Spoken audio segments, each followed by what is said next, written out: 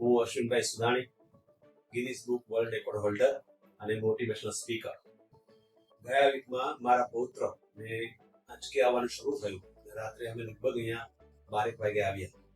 Emergency વોર્ડની અંદર ત્યાંની ડોક્ટરની ટીમે ખૂબ સરસ રીતે બાળકને હેન્ડલ કર્યું. ત્યાંથી અમે લોકો અમારા બાળકને આઈસીયુમાં દાખલ કર્યું. આઈસીયુની અંદર પણ જે ડોક્ટર્સ અને ટીમ હતી એમણે ખૂબ સરસ રીતે પ્રોફેશનલી અમને ટ્રીટમેન્ટ આપી. અમારી દરેક સમસ્યાઓ અથવા જે પણ ડાઉટ્સ હતા એના જવાબો આપ્યા.